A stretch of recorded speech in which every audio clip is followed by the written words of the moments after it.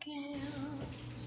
It's oh such a hoppin' and floppin' and droppin'. Fat little babies just hail, just hail.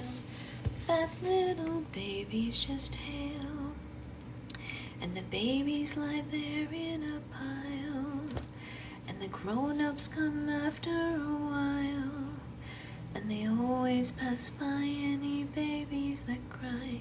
They take only babies that smile, that smile. Take triplets or twins if they smile. There's an island way out in the sea, where babies grow up on the trees. It's oh so much fun to swing up in the sun. Have to watch out if you sneeze, you sneeze. Have to watch out if you sneeze.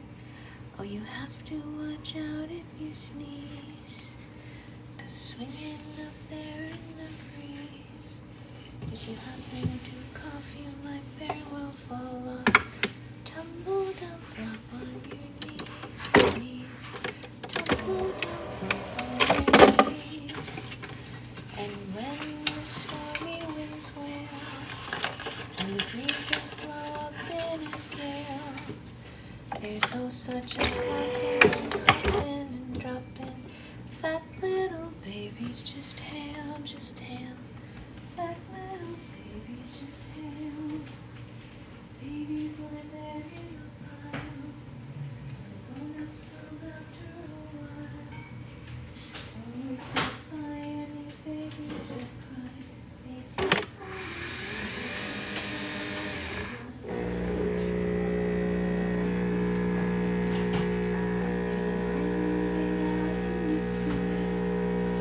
their babies grow up on the trees.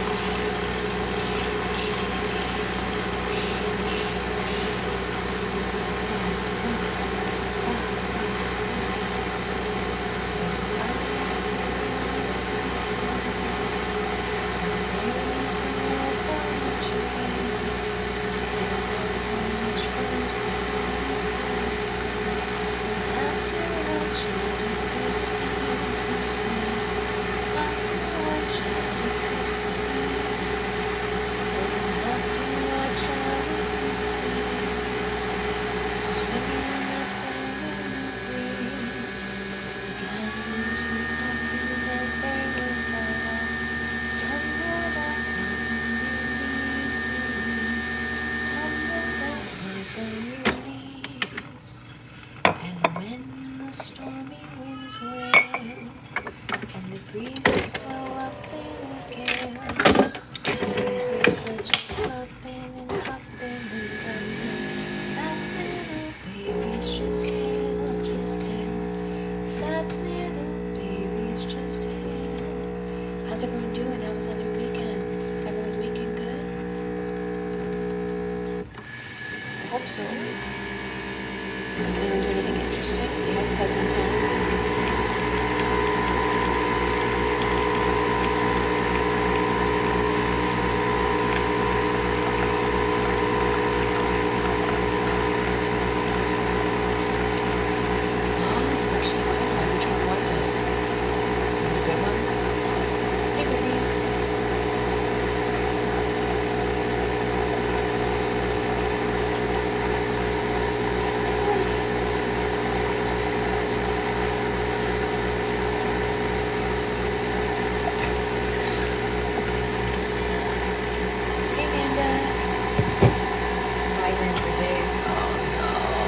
That sounds truly awful. I'm so sorry. I'm so sorry. Anybody else do anything interesting?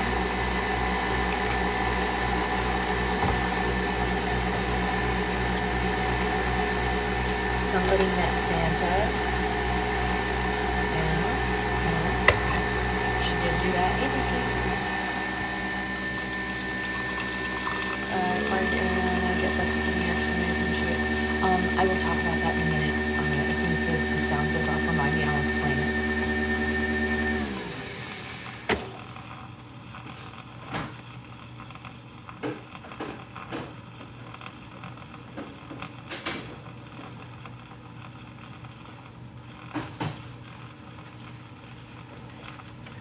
So, Wicked is an interesting conundrum as far as best actress versus supporting actress. She cried. Yeah, she cried for sure. The movie is about Alphaba. However, what someone gets nominated for, you know what, I'm gonna wait until this sound stops so that we can actually talk about it. There's a legitimate reason for it. It's not just willy-nilly. Yeah, I got you on it. I just don't want to have to talk over this thing. I'm gonna bring my brother this coffee.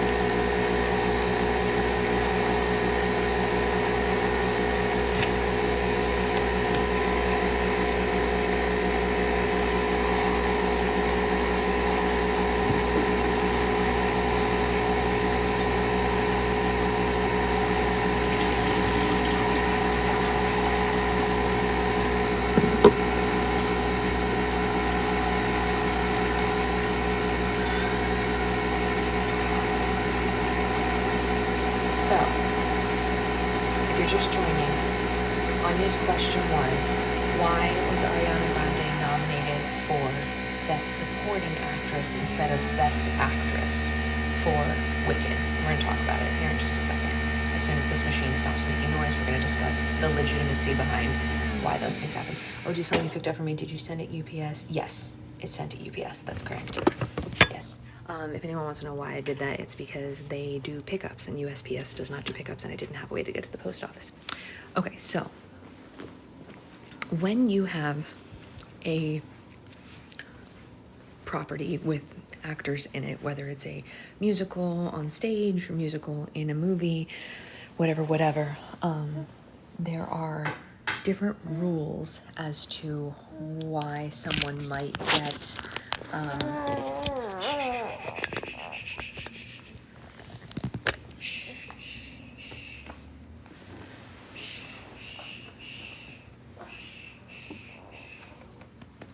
there are different rules as to why someone might get one type of nomination over another. So if you are in a musical and there are multiple people who are considered leads, they would automatically, based on the amount that they are in the show, be put into a certain category, right? So for example, let's use Hamilton as an example. Everybody loves the character of King George, played by Jonathan Groff, but Jonathan Groff was only on stage for 15 minutes in all of Hamilton, right? So no matter how much you love him, he can only ever be considered a supporting character because he was only on stage for a smidge of the time, right? Well, when you consider Elphaba and Glinda, they're pretty even keel, right? So on Broadway, they are considered both leads. They get equal billing, even though the story is about Elphaba. For some reason, when the show was on Broadway, the show's still on Broadway, but when the show was up for nominations, 20-something years ago on Broadway, they did allow them to both be considered leads. That meant, however, that Kristen Chenoweth and Idina Menzel had to compete against each other for the leading Tony Award, right? So that means two people in the same show are more or less fighting, right, for the same award. So what is able to be done, and what I believe they probably did here, because it's the same producers, because that happened and they already know, many shows and movies will go and petition the committee, the Oscar committee, the Tony committee, whatever, a reason why a character might be considered supporting versus lead, right? And the reason, let's say, I would give if I was the producer is, well, the show's called Wicked. It's about the Wicked Witch of the West. It's about Elphaba. It's Elphaba's story from start to finish. Yes, Glinda's in a lot of it, but it's not Glinda's story. There's a story coming out that's going to be about Glinda, but this is what I would say if I were the producers, right? But the behind reason is that now Ariana Grande and Cynthia Erivo do not have to campaign against one another for the Oscar. They're not competing any longer, so they can both win now. And then the movie can say, well, we have 3 Best Actor awards. We have Best Supporting Actor for Fiyero. I don't know if he got nominated, I'm just making this up. Best Actress for Cynthia Erivo and Best Supporting Actress for Ariana Grande. Look at us go. We got all the awards. But if they only let them both go for one, they can only ever win one, and then they always have to compete. So that's my answer to you about why.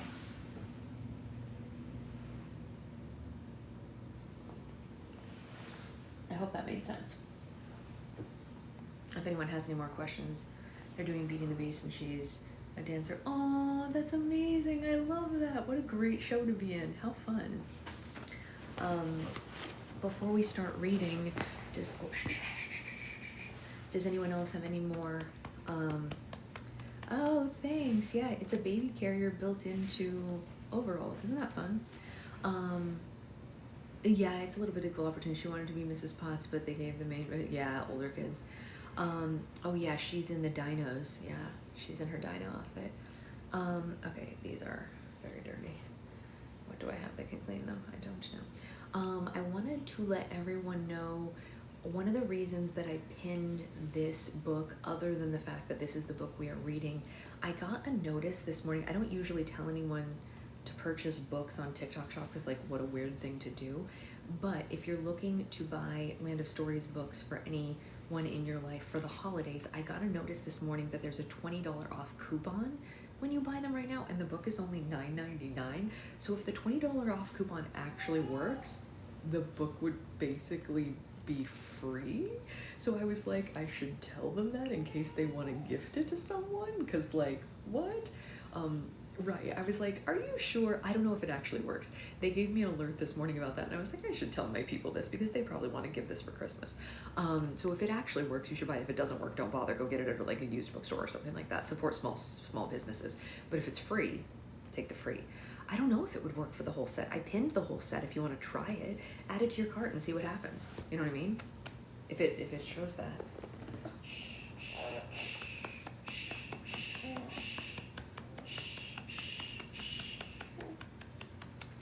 The truth is, I just don't know the answer because I already own the book, so I'm not buying it. But try it, see what happens. It says the alert that I got says an extra $20 off attached to this product. So maybe if you add Worlds Collide to your cart, then you get the coupon. I don't know. Someone tell me. Someone try it and let me know because I actually genuinely have no idea. But if it's free, why not, right? Like I said, if it's not free, please go support a local small business bookstore and get it there instead. Don't buy it online if it's not free. Or super cheap, I guess. I don't know. Anyway, let's read. See, I already have the book. Wait, I just saw that you have the illustrated first book pinned. I need that immediately. Yeah, I thought that was really cool. I think I might buy that for her, like to give to her when she's a little older. An illustrated copy is such a great thing to have when you're reading to a kid, like a littler kid who can't read yet, but they like are like maybe 4 years old and they can understand the story. So that's why I put that in there. I was like, maybe someone else would be interested in that, and it turns out it's true. Naisa is interested in that. I have the whole set in like these beautiful paperbacks, but I've also thought about getting like the really nice hardbacks because I feel so strongly connected to these books. Like part of me, yeah, and like Amanda's family, if they're the right age for that. I kind of want to display the hardbacks. So I'm considering buying hardbacks. Total is $15 with shipping, 15% off orders over $49. Okay. well, it's not as good as I thought it was going to be, but that's not bad. It's not a bad deal. It's not as good as if you got it at a used bookstore, of course. Like, listen, I got almost a whole hardback sent it. Oh, that's amazing. Is it shortened then? I don't believe so. It looks like it's the full version. Shh, shh, shh, shh, shh,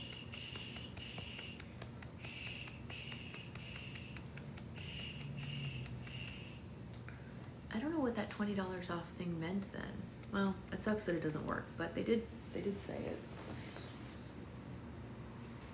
Okay, we better read before somebody wakes up. Let's go. Where are we? We are on chapter 17. Chapter 17. Worlds collide. Within a few hours after the witches occupied Central Park, the number of U.S. Marines under General Wilson's command had doubled, and more were on their way from the military bases all around the country. The soldiers formed a line that stretched along Central Park's 6-mile perimeter, and snipers were repositioned on the balconies of penthouse apartments facing the park. Always time to make coffee. There was no possible way that anything could escape the park without going through the Marines. Not that anything could get through Alex's magical shield, anyway. They had only seen the shield disappear once all night, and it had been reinstated so quickly that the Marines thought it was wisest to keep their distance. Unfortunately, General Wilson had positioned his soldiers in the wrong location. The witches still had several hours before their gingerbread army was finished baking. The real threat was approaching from behind the Marines, but by the time they saw it coming, it was already too late. "Sir, I have good news," a soldier reported to General Wilson. "What is it?" General Wilson asked him. "We've located Cornelia Grimm," the soldier replied. "She should be here within the hour."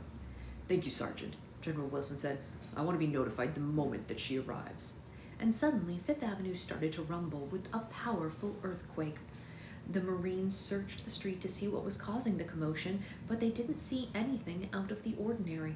However, the soldiers felt the tremor grow stronger and stronger the closer they walked to the New York Public Library. As they approached the library's front steps, a thunderous explosion prompted all the Marines to dive to the ground. They looked up and they saw a massive pirate ship burst out of the library's roof and soar into the sky. The ship was followed by swarms of winged creatures, monkeys, as far as they could tell. Once the sky was filled with the mysterious beasts, fleets, and strange-shaped soldiers charging out of the library's damaged entrance with their swords, and their staffs were raised above their heads. "General, we're under attack again," shouted a Marine. "What are your orders, sir?" General Wilson watched in total shock as the literary characters emerged from the library. Apparently, the witches were just the prelude of painfully long performance, and for the first time all night, the general doubted that they would make it to the curtain call. "Sir, your orders," the Marine asked again. "Pray, Sergeant," the general ordered. "At this point, that's all we can do." "I know, baby cousin is so sad. She's a widow crying. Probably because she doesn't want to leave us." "Yeah, they're packing right now. They leave today."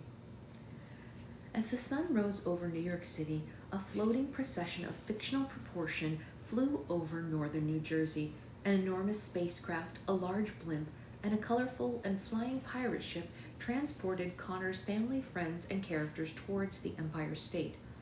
"We should start looking for a place to land," Charlotte said from inside the blimp. "Look over there. It's Liberty Island. That's perfect." Emma G gave her a thumbs up and gradually steered the blimp toward the lawn behind the Statue of Liberty. Once the Charlie Chaplin landed safely, the Basque 8, the Dalai Lama, and the Ziblings jet joined them on the island. Charlotte, Bob, Trollbella, the Tin Woodman, and Lester rode aboard the blimp with Beau Rogers and Emma G.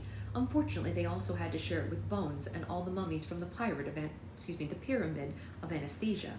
After traveling across the country with the undead in a tight space, the smell here was almost unbearable. Trollbella yanked the door open and jumped out of the blimp before it even came to a complete stop. "Oh, thank Troblin heavens! Fresh air!" she gasped. I don't think I'll ever get the stench of dead people out of my clothes. I smell like the Brie monster's breath. I love your voice. You could be reading a book. I haven't been following you and you make it sound so good. Oh, thank you, Ashley. That's so sweet. I appreciate that. That's very kind of you. The Basque 8 lowered its ramp and the cyborg queen rolled out of the spacecraft with Commander Neuters and the cyborg soldiers following behind her. Captain Auburn Sally kicked down her ship's gangplank, and she, Admiral Jacobson, their crew, the Merry Men, and the Rosary Chicken exited the Dalai Lama. The Blissworm's cocoon had been hung at the top of the mast beside the ship's flask. The Ziblings lowered the steps of their jet, and the superheroes climbed down with Professor Wallet, Bluebo, Peter Pan, and the Lost Boys. That was awesome, Toodles cheered. Can we ride again? If you think that was fast, you should see the Ziblings rocket that our dad is building us, Bolt bragged. Riding the Ziblings jet made the Lost Boys euphoric, but Peter Pan looked like the saddest boy in the world. Peter, what's wrong? Professor Wallet asked. It's nothing, Peter said with a sigh. I just never thought that people would invent machines that could fly. I mean, it sort of defeats the purpose of me, if everyone can do it now. My dear boy, who do you think the rest of the world has been trying to catch up with all these years? Professor Wallet said with a twinkle in his eye. And once everyone had exited their various methods of transportation, Charlotte gathered around Connor's binder of stories, the emerald green treasury and the portal potion, and she led the characters to the grassy field directly below the Statue of Liberty. They looked across the Hudson River at the island of Manhattan. They could see the smoke bellowing from somewhere in Midtown. This makes me feel like I'm back in school. My teacher's reading a story. Aw, thank you. That's so sweet. If you guys like it, we do this every morning except Sunday. Oh no, oh no, oh no. Oh no. Are you awake? You only wanted to sleep for 30 minutes? You have boogies all over your nose from earlier. I didn't want to pick them off while you were sleeping because I didn't want to wake you up. Okay, are you done with me? Are you done with me? Okay, oh, poof, poof. I'm being beat up here. Okay, you can come out and then you can go in your chair. Do you want to go in your chair? You want to go in your chair? You can sit in your chair. It's okay. Here. Come. There you go. There you go. Right down. There you go. Is that better? You got boogies. You need a boogie wipe, huh? Peace out, Mom. She said, I'm done with you. You need a boogie wipe. Hold on. Let me grab a thing real quick. She's got boogers all over her nose. Okay. Do you want your milkies? I bet you do. I bet you do, huh? Because you didn't have very much before you went out. Let me get it.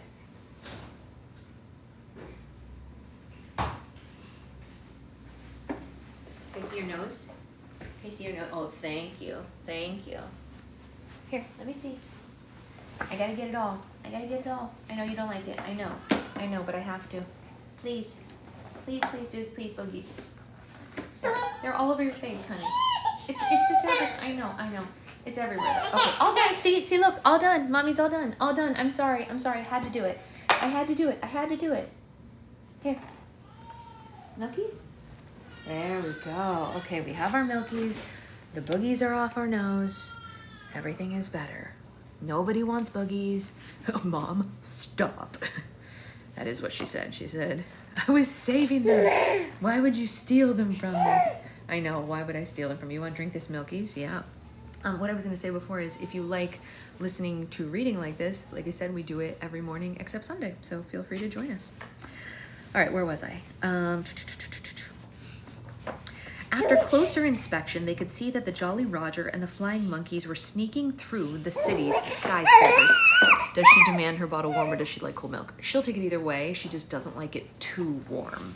So it can either be medium warm or like real cold. But if you make it too hot, not hot, I would never make it hot, but like if you make it like the way that the bottle warmer says that it should be, no, we will not be drinking that. Thank you very much. Right? I know, you're so excited. Oh no, Charlotte gasped. The literary army is already here. What should we do now? Bob asked. I'm trying to think, Charlotte said. Call me crazy, but I've never orchestrated a war before. The emerald green storybook suddenly started to glow in her hands, and Charlotte dropped the book onto the grass, and it opened, shining a beam of light toward the sky. Froggy hopped out of the beam and looked all around Liberty Island. His mouth dropped open at the sight of the New York City skyline across the river and the Statue of Liberty towering above him. That's crazy, right, honey? You still have one boogie. Do you think I could have it? Thank you. Thank you. I appreciate your kindness in this matter and your patience with Mommy. Thank you. So this is the other world, Froggy said in amazement. I can't imagine why the twins would ever leave a place like this. Froggy, how did you get here? Charlotte asked. The twins told me that you were trapped inside some kind of magic mirror. Oh, hello, Mrs. Gordon, he said. I'd love to stay and catch up, but it is urgent that I speak with the twins. Where might they be? Charlotte pointed to the New York skyline. They're somewhere in there. Froggy looked toward Manhattan and noticed the smoke, the flying monkeys, and the Jolly Roger hovering above Midtown. The army's already arrived, he said. We're too late. You mean you're not alone? Charlotte asked. And as soon as she asked that question, Charlotte had her answer. Mother Goose, Merlin, Arthur, and all the knights of the Round Table emerged from the beam of light in a straight line. Cornelius galloped out of the beam next with Rook on his back, followed by the 7 members of the Fairy Council. Well, look at all these theatrics, Mother Goose said as she scanned the island. Are these characters from Connor's short story, or I am back at Burning Man? Lester was overjoyed to see Mother Goose. He wrapped his wings around her, and the two embraced. Squawk, the gander said as he nuzzled his beak under her chin. I missed you too, Lester, Mother Goose said. Gosh, I leave you alone for a couple of weeks and the whole universe here is falling apart. You guys sure are a sight for sore eyes, Charlotte said. We could really use your help. New York City's under attack. The witches and the literary army have already crossed into the other world. The witches? Emeralda asked. What on earth are they doing in the other world? I imagine the same thing as the literary army, Mother Goose said. Come on, Emeralda, you can't be that surprised. It's just like the kids say, witches be witches. They kidnapped Alex a week ago and they put her under some sort of spell, Charlotte informed them. Connor and his friends came to the city yesterday to find her, but we're not certain where any of them are. Before she was kidnapped, Alex helped Connor assemble an army of his short stories characters to fight the literary army, but I'm not sure I'm qualified to lead them. If there was ever a moment where someone with natural leadership skills would be of use, this was it. Honestly, all the characters coming together to fight makes me emo because it is worlds colliding. I know, it's totally, it's our world colliding. Do you want more milk? Yummy, so yummy. Very nice, my angel. Arthur looked at Merlin and the wizard just nodded. It was the young king's time to shine. Arthur scaled the side of the Statue of Liberty's platform and whistled to get everyone's attention. I know, she's like, I'll do it. Everyone listen up, he said. We've got to find I don't know how to read apparently. Let's try that again. Everyone listen up, he said. We've got people to find and an army to defeat. We'll accomplish neither of these things if we just stand around scratching our heads. So first thing first, Lester, I want you to do a lap around the city and see if you can spot either Alex... Oh, very nice. Or her brother. Come back to us the moment that you see something.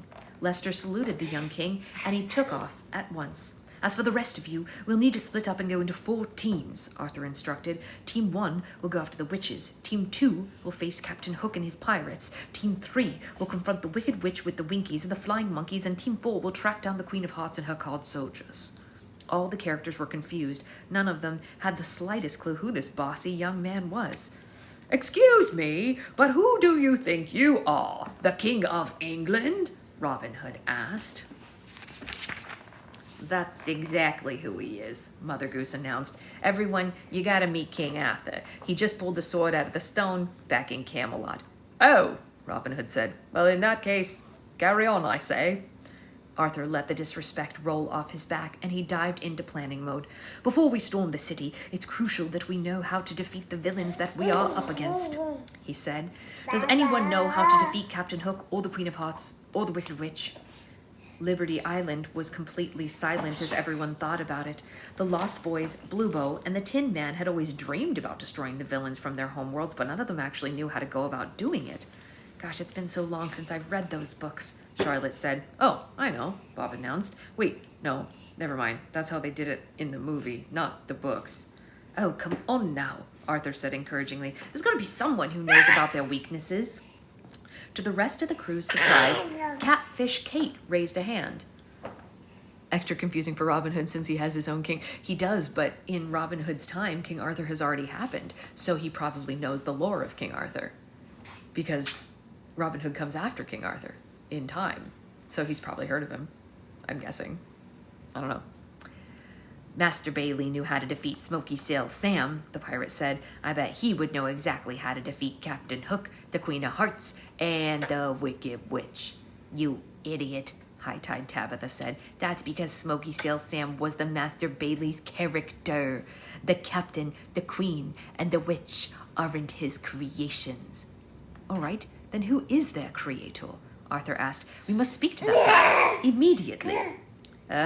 You can't, Bob said. James M. Barrie, Lewis Carroll, and L. Frank Baum have all been dead for decades. Charlotte didn't want to give up just yet, so she imagined that Alex or Connor, what Alex or Connor would do to get the answers that they needed. Her eyes were drawn to the binder of short stories and the flask of portal potion in her hand. I know, baby, I know. It's so nice, right? Yeah, drink some more milkies. Wait a second, Charlotte said. Maybe it is possible to speak to them. If we wrote a story where those authors came back to life, we could use the portal potion to enter that story and ask them how to defeat their characters. Holy Mary Shelley, Mother Goose said. This is both brilliant and immoral, just like me. I'm more than willing to break some moral clauses if that means saving the world, Charlotte said. So who's got a pen? I know, baby angel. Beau Rogers handed Charlotte Miss the Beanie Begamin. Oh, hey, Tiffany. The characters from all the different worlds are convening on Liberty Island to try to save the twins and the world, essentially, is where we are right now. They're trying to figure out what to do. Beau Rogers handed Charlotte a pen from inside his leather jacket. She sat on the ground and she quickly jotted a short story she had in mind on a blank page in Connor's binder. And once she finished, Charlotte poured a few drops of the portal potion onto the story and a beam of light shot out from it. Okay, well, here goes nothing, she said, and Charlotte stepped through the beam and entered a bright and endless space.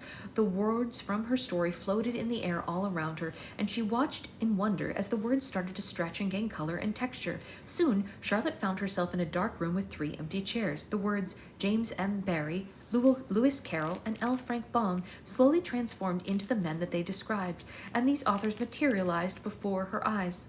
Hello, gentlemen, Charlotte said. We need to talk. Dun dun dun. Dun dun dun. Dun dun dun.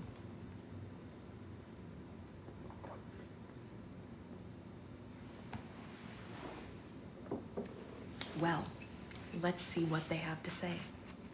Maybe, because the chapter art for the next chapter makes me believe we're not going to meet those authors right now. It's angry gingerbread folk. So, maybe not. Maybe not, sweet angel, maybe not. The next chapter, chapter 18, page 289, for anyone keeping track, is called Fairies versus Witches. Uh-oh. Do you want to drink more milk? You want more milkies? Are you all done? Or do you want more? If you're all done, I'm going to put it away, because I don't want it to just sit out. And we'll finish our chapter after. Are you all done? Last chance. No, all done. Okay, I'll be right back. 2 seconds. Where's the cat? Do you want a snack?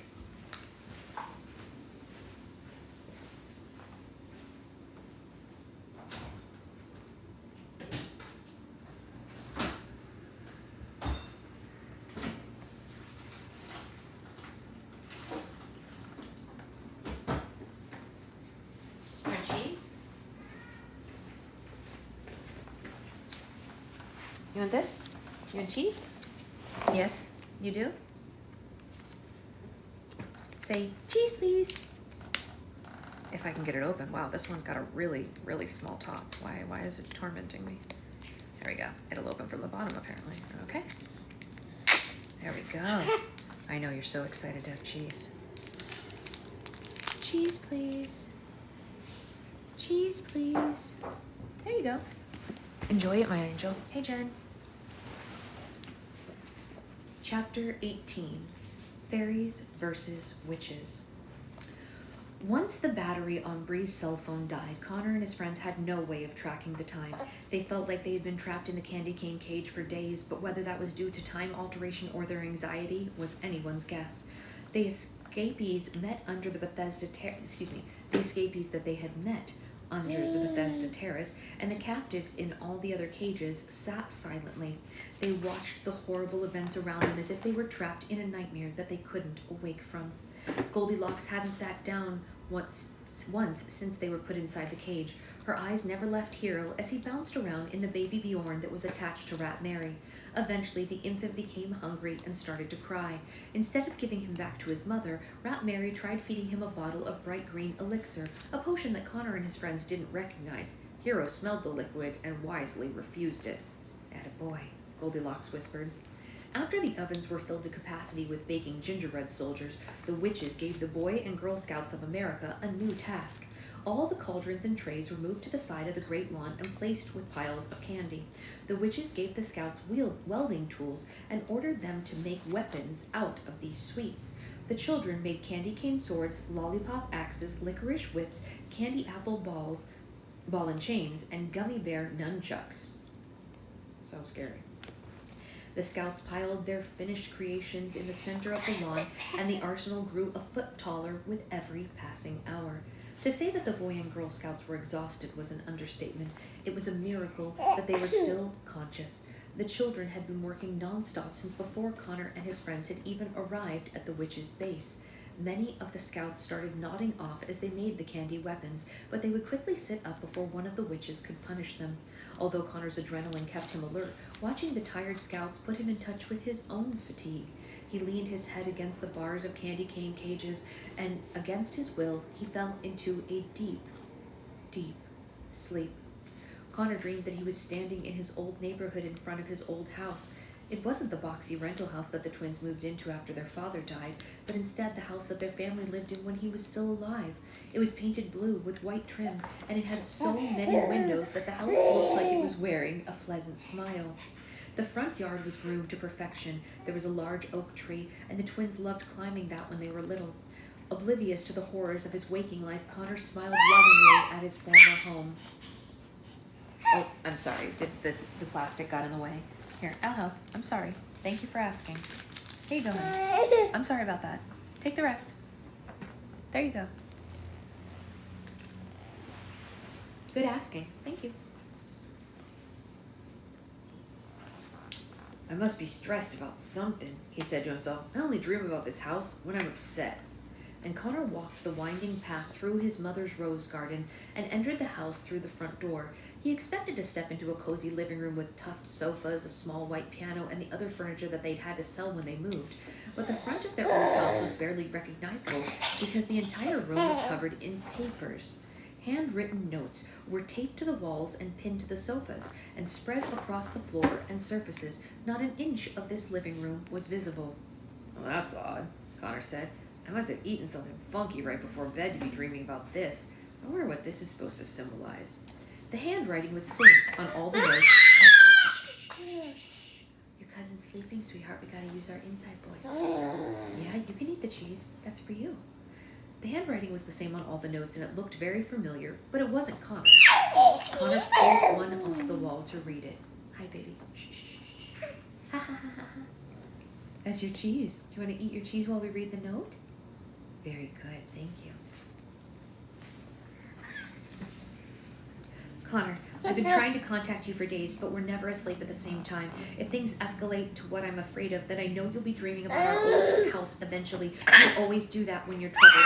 Please forgive the mess I made in your subconscious, but it's really important that I get this message to you. This won't be easy to read, but please hear me out. As you know by now that I've been cursed, probably with the most powerful curse that's ever been created, and it turned me into an angry, vengeful, and miserable person. It's as if the witches had transformed me into Esmea, and it makes me wonder if they were the ones behind her undoing all along. Unlike the enchantress, the witches have found a way to keep me entirely in their control, and that's what worries me the most. They've forced me to do so many terrible things already, but I'll never be able to forgive myself if I harm someone that I love. So I'm begging you, don't give the witches the chance. You can't stop the curse, but you can prevent me from doing the unthinkable by stopping me. I understand what I'm asking is a burden that no brother should ever be asked to bear, but you're the only person I can trust to get it done. You've seen magic I'm capable of when I'm upset. If the witches unleash it, the other world could be destroyed. That's why you and you alone must be sure that it doesn't happen. By taking my life, you'll be saving the lives of millions, and we both know that it's a worthy sacrifice. I've had a wonderful life, Connor. The adventures that we shared over the years are what dreams are made of. I can't imagine having a better family, better friends, or better memories. That's why I call willingly to return to magic without any reservations. I look forward to watching over you and Mom with Dad and Grandma at my side. I love you with all my heart, and I am forever proud to be your sister, Alex. Connor knew that he was experiencing much more than a dream. He ripped the note as if it would make the request disappear, but every note in the sitting room was scribbled with the same message. I know, baby angel, I know, that was very sad, huh? Connor whirled through the house and tore every paper he could get his hand on, but the message rang out loud and clear. Alex was asking Connor to kill her. One of the cats just snuck a sip of my coffee and he's not impressed. Well, tell him that's a him problem. Even in his sleep, the thought of harming his sister made Connor's heart race and beads of sweat ran down his face. Soon, he felt 2 pairs of hands on him shaking. Connor, wake up, Jeff said. Yeah. Are you eating all that cheese in one bite? Can you be a careful girl? Can you chew? You want to take it back out? That's probably a good idea. You think that's funny? You're out here trying to make Mommy nervous? You're very cute. You're very silly. I know, but your mouth's full of cheese. Thank you for chewing. Thank you. Yeah, you're doing a good job. You're doing a very good job. You're turning away from me? Really? So I can't see your face? Cruel. Really? Baby angel, can you look at Mommy while you're eating? Mommy wants to be able to see your mouth. You done? Okay, live your best life. Oh, backup headphones. Good. Yes, we don't want to miss this. Sorry, Connor gasped and quickly sat up. How long was I out for? An hour or two, Bree said, and then you started going like full exorcist on us. I was having a nightmare, and it wasn't just any nightmare, Connor said. Alex is trying to communicate with me in our dreams. She covered our childhood home in letters asking me to kill her. She thinks the only way that we can save the other world is by taking her life. That is terrible, Red said. Just because someone is dangerous doesn't mean that they have to be killed to be stopped. Think about the evil queen. Oh, wait. I suppose that mirror thing was worse than death. Well, think about the enchantress. Oh, yeah. Well, never mind. Think about General Mark. Oh, yeah. He really did die, didn't he? Okay, well, the masked man didn't die. Wait. He did. Didn't he? Okay, sorry. I thought there were plenty of examples, but maybe Alex actually has a point. We are not going to be killing my sister, Connor said. I refuse to believe that there isn't a way to break the curse that she's under. Alex's emotions are being affected right now, and she's jumping to conclusions, but we will find a way to help her. Yes, we will, Goldilocks said confidently. I know exactly what's going through Alex's mind right now. It wasn't that long ago that I was in her shoes. She's scared, embarrassed, and guilty, and she thinks there's no coming back from the place that she's at, but lucky for her, she's got us to set her straight. Sweetheart, you have to be a quiet girl, okay? Okay? Sweetheart. Honey, look at Mommy. Shh. Look at this. Can we use our inside voice? She's sleeping. The baby's sleeping. Can we use our inside voice while the baby's sleeping? Thank you for raspberrying me as answer to that. Thank you. I appreciate that. That seems like a worthy reply. Do you think we could use our inside voice? Yeah. La la la la la. La la la la la. Hi. Hey.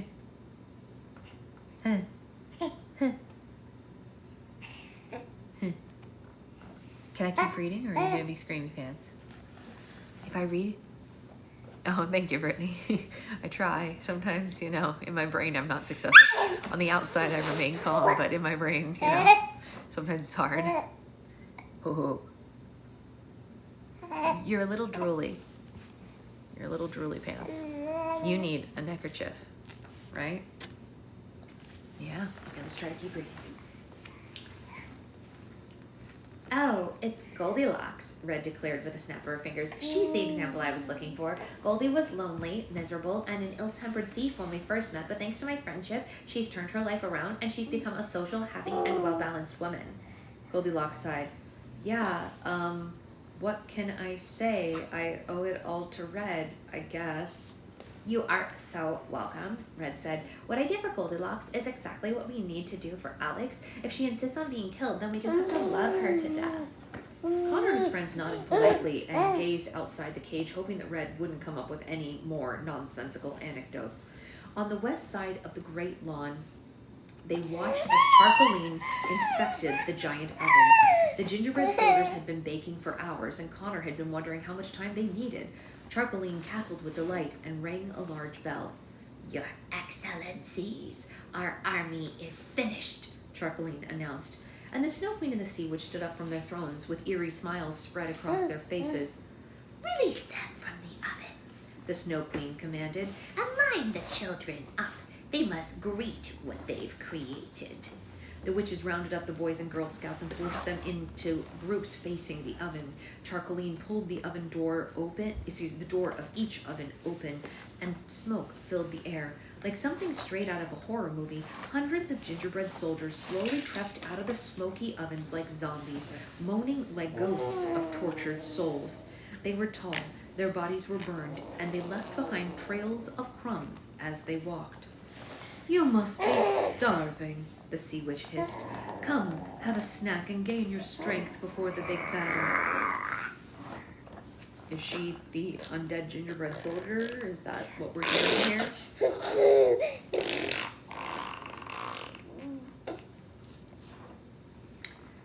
So, like, in the world, there's a lot of people that love listening to me read, and they think that it's fascinating and that it sounds calming. And then there's my daughter who raspberries when I read. So, like, it's a way to stay humble. She's gathering her strength for the big battle. Yeah, or she's humbling her mom. People come in and they're like, oh my God, you read so well. And she's like, you know, stay humble, you guys.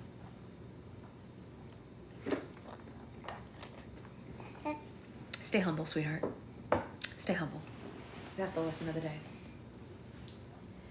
The gingerbread soldiers sulked toward the group of scouts. The children tried to step back from the frightening cookies, but none of them could move. They looked down and discovered that Tarantuline had sprayed the grass with her web. The scouts' feet were stuck to the ground. Connor and his friends didn't understand the point of this, but as they watched the gingerbread soldiers approaching the children, it all made sense. Right? Loud and clear. They're gonna feed the scouts to the gingerbread soldiers? Connor exclaimed. Oh my God, that is horrible, Red said. It's obscene, Goldilocks said. We have to do something, Bree said. Connor and his friends jumped to their feet and shook the bars of their candy cane cage, but no matter how hard they shook them, the bars never budged.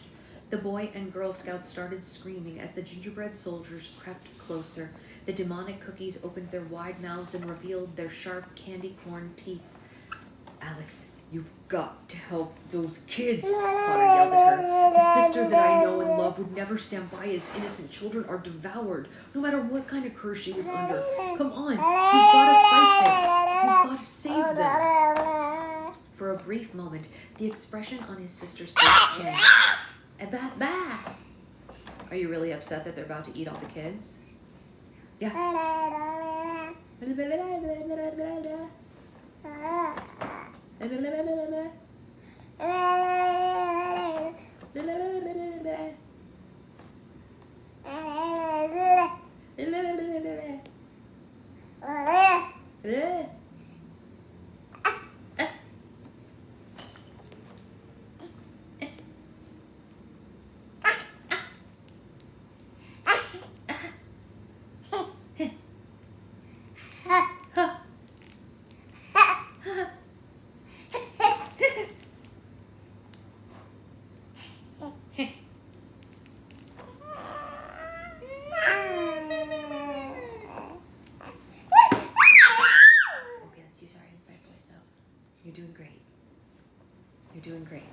She's being little Elphaba. She's like casting spells like this with her arms. She's like, Elikanaminatuna. Are you little Elphaba? Yeah. Yeah. Yeah, she's like, Mommy, I can make all the sounds. You want to clap? Say, yay! Yay, Connor, good point. Good point, Connor. Alex should save the kids. Yeah, we're having a giggle off. That's funny. For a brief moment, the expression on his sister's face changed. Alex tightened her brow, she clenched her jaw, and she made fists with her hands. Connor could tell that she was fighting the curse with every fiber of her being. Her glowing eyes started to fade, and her floating hair started to fall, and the shield she was keeping up around Central Park began to flicker like a dying light bulb until it finally disappeared. Don't let him distract you, the Snow Queen screeched at her. Keep the shield steady.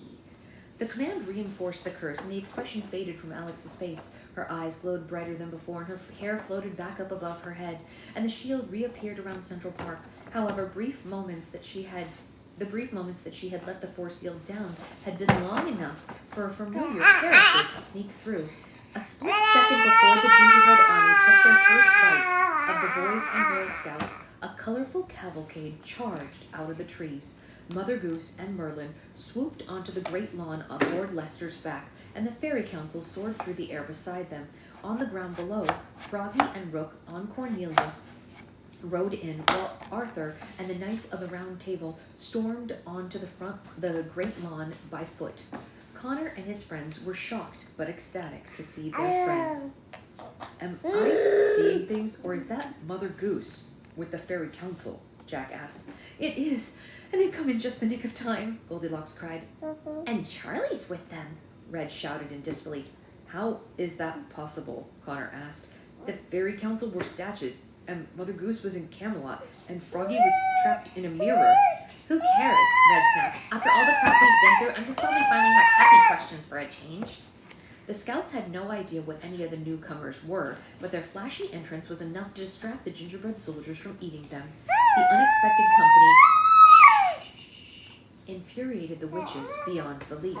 They had come so far, they weren't going to let anything stop them now. The Snow Queen, the Sea Witch, Tarpaulin, Arborist, Tarantuline, Serpentina, and Rat Mary formed a line at the south end of the great lawn, preventing the newcomers from coming any closer. The other witches cowered at the sight of the Fairy Council and hid behind the ovens. Wow, that is really quite a sound. Do you want to say, la la la la la, la la, la la la, la la la.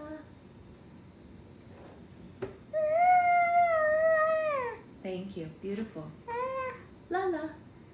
The Fairy Council, Mother Goose, Merlin, and Lester landed on the lawn in front of the witches. Cornelius, Rook, Froggy, Arthur, and the Knights of the Round Table joined the fairies and stood by their sides. The fairies and the witches stared at one another for a tense moment before anyone said a word. High five? High five? Uh-huh. High five. Thank you, high five. Release these children and surrender your army at once, Esmeralda demanded. Or what? The Snow Queen asked. Or we'll remove them from you, Xanthos said, and the witches glanced at one another and roared with cocky laughter. Is that so? The Sea Witch asked. And how exactly is that going to happen? After all, the fairies can only use their magic to help others. Witch, please, Mother Goose said.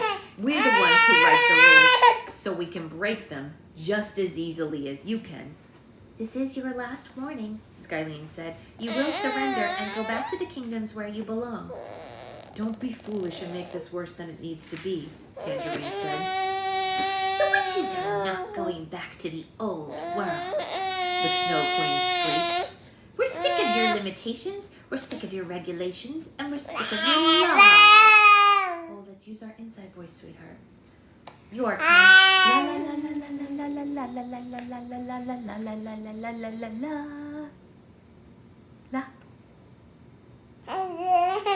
La la la. Yeah. Oh, do you want this? What's this? What's this? You're mistaking our mercy for mistreatment, Esmeralda said. If our goal was to exterminate you, we would have done so a long time ago. Your survival is only thanks to our generosity, and nothing more. We've never suppressed you. We've simply protected the innocent people that you harm without remorse. And the new world isn't going to stop us. Then let's settle this once and for all, the sea witch hissed. If the universe isn't big enough for both the fairies and the witches, it's high time we take our proper place in the magical food chain. Sisters, if we want a world for ourselves, we must destroy the fairies. The witches charged toward the fairies, and an overdue battle of good versus evil began. Each member of the fairy council was paired with a witch, and they spread out across the great lawn to duel. Arthur and the Knights of the Round Table dashed toward the gingerbread soldiers with their swords raised. The soldiers collected weapons from the candy arsenal and fought the young king and his knights. The gingerbread soldiers were easy to disarm and slay, but they greatly outnumbered Arthur and his knights. Battling against cookies wasn't going to be a piece of cake.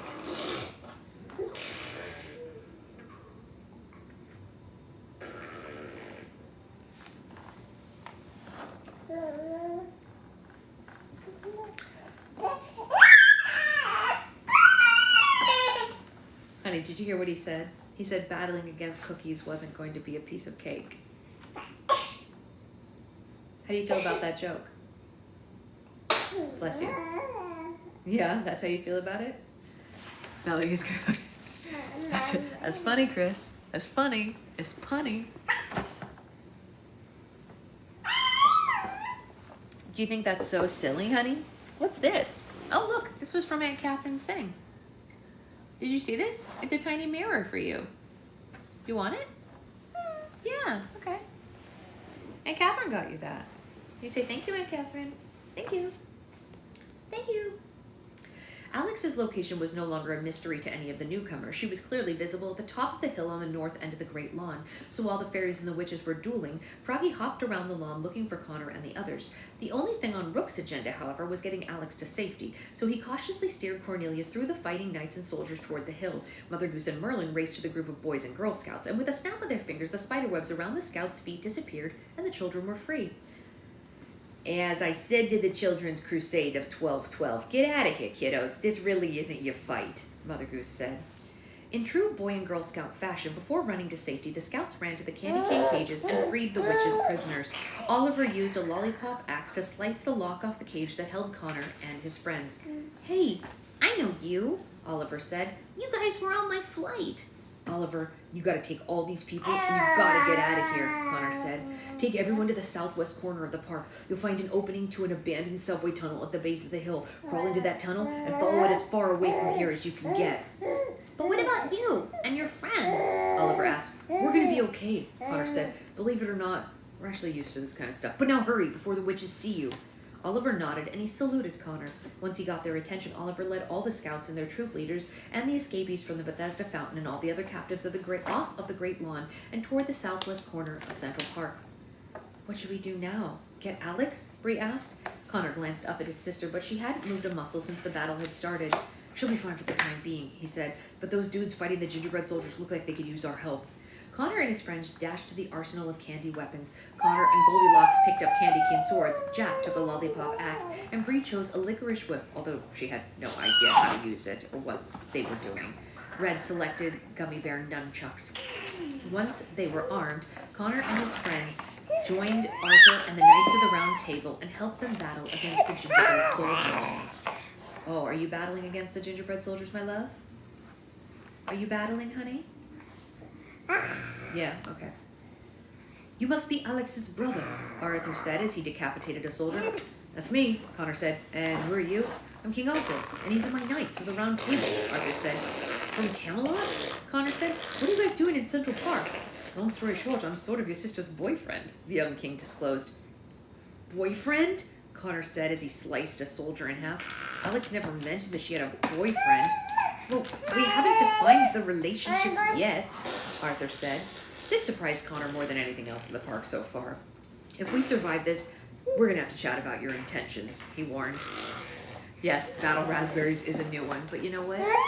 She's in it to take people by surprise on the battlefield. Am I right, sweetheart? Yeah? What else? Yeah, and then? What else? Did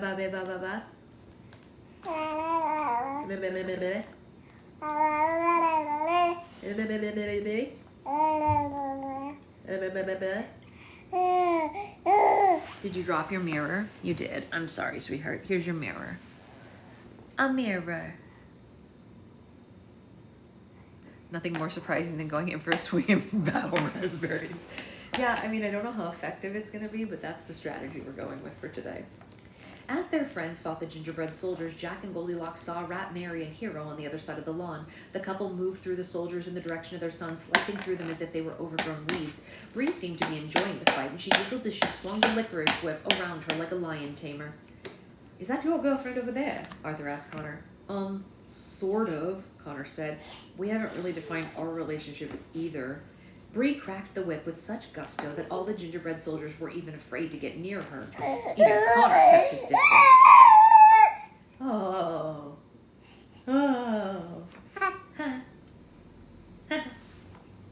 Wow, Arthur said. If I were you, I would have to ask someone about her intentions. Red tried getting as involved in the fight as her friends, but she had no idea how to use her gummy bear nunchucks. Every time she tried to swing them, they ended up whacking her in the face instead.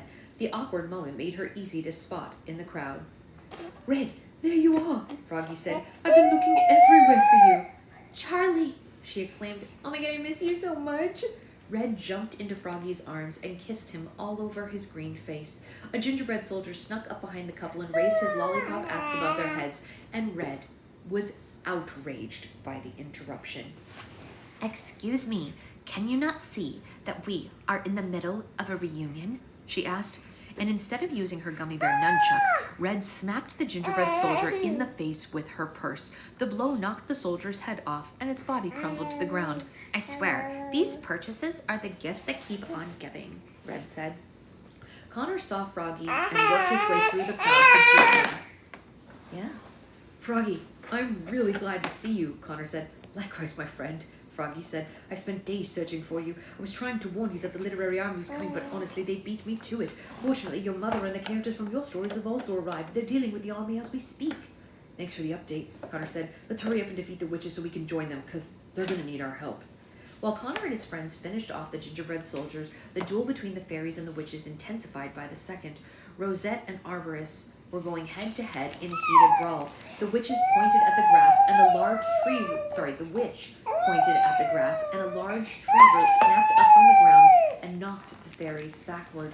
Rosette retaliated by throwing handfuls of seeds at the witches. A family of Venus flytraps immediately rose out of the dirt around Arborus' feet and pinned the witch to the ground with their snapping mouths. Bugs. Oh god, this is awful, you guys. Yeah, blah, blah, blah, indeed. Are you guys ready for this? Are you ready, honey? Picture this. Or don't. You ready? Check this out, sweetheart. Bugs crawled out of Arborus' skin and chewed on the fly traps until the witch was free. Yeah, I feel the same way you feel about that. It's yucky, huh? Yeah. Are you all done? Are you all done? Yeah? Do you want to go in the playpen for a minute? Yeah? Okay. Okay. Mommy can put you in the playpen for a minute. Okay, ready? 1, 2, 1, 2, 3. 1, 2, 3. Can you sit down? Can you sit down? Thank you. Good sit. Good sitting, honey. Thank you.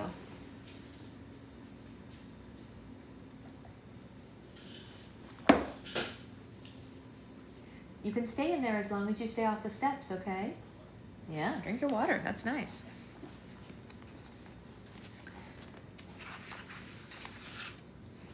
Arborist then hit the ground with her fist and sent a massive wave through the grass that knocked Rosette onto her back. The fairy waved her hand, and a cluster of rose bushes with enormous thorns grew in a circle around the witch. Rosette spun her finger, and the rose bushes began to twirl around Arborist like blades of a blender. The witch screamed as the thorns scratched and sliced her. By the time the roses stopped spinning, Arborist had been decomposed into nothing but a pile of mulch. "Every rose has its thorn," Rosette said, and blew on her fingertips like they were a smoking gun. Tangerina and Tarantuline were locked in eye to eye as they fought. The witch kicked the fairy with all 4 of her legs and hit her with all 4 of her hands. A swarm of bees flew out of Tarantuline's beehive and circled Tarantuline, stinging her arms and legs wherever they could. The witch sprayed the bees with spider web and then showered the fairy with it as well, sticking Tangerina's whole body to the ground. Tarantuline then stood over the fairy, preparing to strike her with her long fangs, but Tangerina managed to free one of her hands from the web and pointed at the witch. Honey erupted from the fairy's finger and covered Tarantuline from head to toe. The honey quickly hardened and trapped the witch inside a large golden blob. Okay. "It's honey that attracts flies, darling," Tangerine said. "You should try it." Across the lawn, Xanthos was caught in a battle with the Snow Queen herself. Unfortunately for him, nothing about their fight was heated. The witch pointed her cane at the fairy, and sharp icicles shot out of it like bullets. Xanthos dived out of their path, but there were too many to avoid. One icicle pierced his shoulder, and another pierced his thigh, pinning poor Xanthos to a tree. The fairy screamed in agony, and the witch cackled with satisfaction. The flames on Xanthos' head and shoulders spread across his body until he was completely covered in fire, and the icicles impaling him melted away. The witch lifted the cloth covering her eyes, and an icy chill blew from her empty eye sockets. Xanthos shielded himself with a wall of fire, but he struggled to keep up. The wind grew stronger and stronger while the temperature became colder and colder. It was so cold that the Snow Queen's face started to freeze, and soon her whole body was covered in ice. "I always loved extinguishing little flamers like you," the Snow Queen said.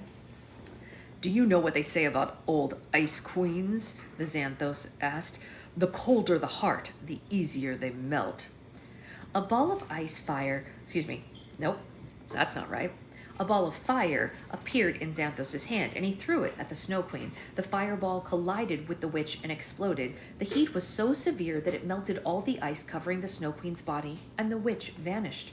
The Snow Queen's polar bears were furious at seeing their mistress destroyed. They charged across the great lawn, intending to rip Xanthos limb from limb. Mother Goose and Merlin stepped in the bear's path and blocked the beast from attacking the fairy. "My dear, I think it's time to grin and bear it, as they say," Merlin chuckled. "Oh, Merlin, your jokes are unbearable sometimes," Mother Goose laughed.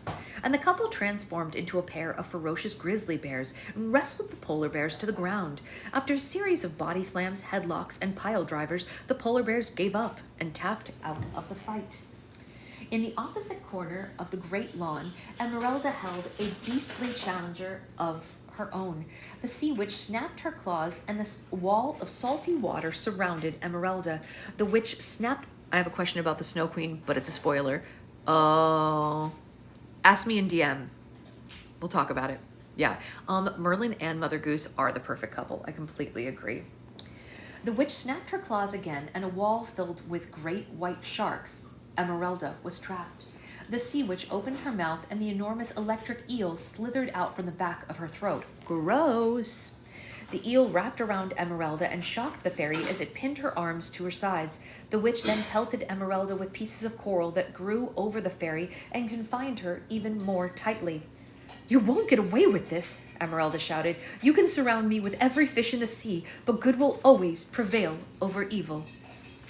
All right, so friends, this battle continues for a lot more pages, so we're gonna have to finish it tomorrow because it's just about 9:30, and I wanted to find a nice spot to stop, so Emeralda being surrounded by sharks feels like a really nice place to stop. And we will finish that chapter and beyond tomorrow. So I hope you all have a great rest of your Monday, and we're gonna go have breakfast.